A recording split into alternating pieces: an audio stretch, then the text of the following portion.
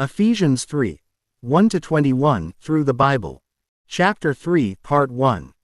Theme: The Church is a Mystery, the explanation of the mystery, the definition of the mystery, prayer for power and knowledge.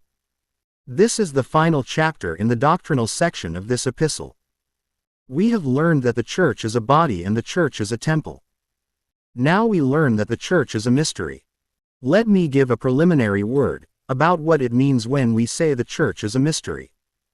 There has been gross misunderstanding concerning the church as a mystery.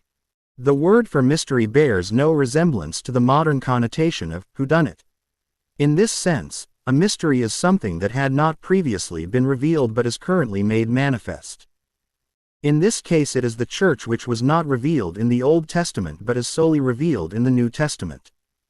Moffat translates the word mystery as divine secret, and Weymouth uses the word truth. I like the expression divine secret. A divine secret was something that God had not revealed up to a certain point. Now he is ready to reveal it. It has nothing to do with mystery such as those written by Agatha Christie or Conan Doyle, as I mentioned earlier when we discussed mystery in the first chapter. There are two extreme viewpoints taken in our day concerning the mystery of the church, and I must say that these viewpoints are a mystery to me. One extreme group ignores the clear-cut statement of Paul that the church is not a revelation of the Old Testament. They treat the church as a continuation of Israel. This is known as covenant theology. They appropriate all the promises that God made to Israel and apply them to the church. Years ago Dr. Harry Ironside showed me a Bible used by the group holding the covenant theology viewpoint. In the books of the Old Testament prophets, they had headed some of the chapters, blessings for the church.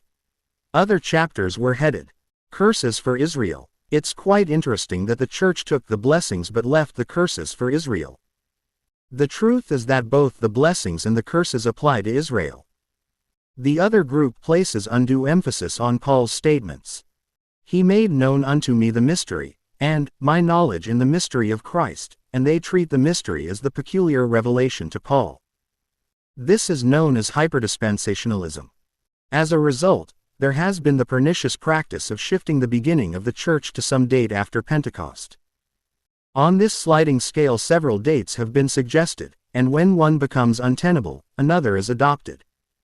This claim to superior knowledge has ministered to spiritual pride.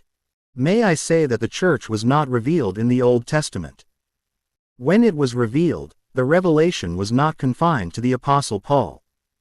One professor I had in a denominational seminary tried to trace the church back to the Garden of Eden. But the church is not in the Old Testament. On the other hand, one must admit something happened on the day of Pentecost. On that day the Holy Spirit began forming the body of believers. That will continue until he takes the church out of the world. We are sealed by the Holy Spirit of God until the day of redemption, the day we are taken out of the world and presented to Christ. I don't believe you can wash back and forth over the day of Pentecost like the tide washing over the beach. Something did happen on that day. That was the birthday of the church.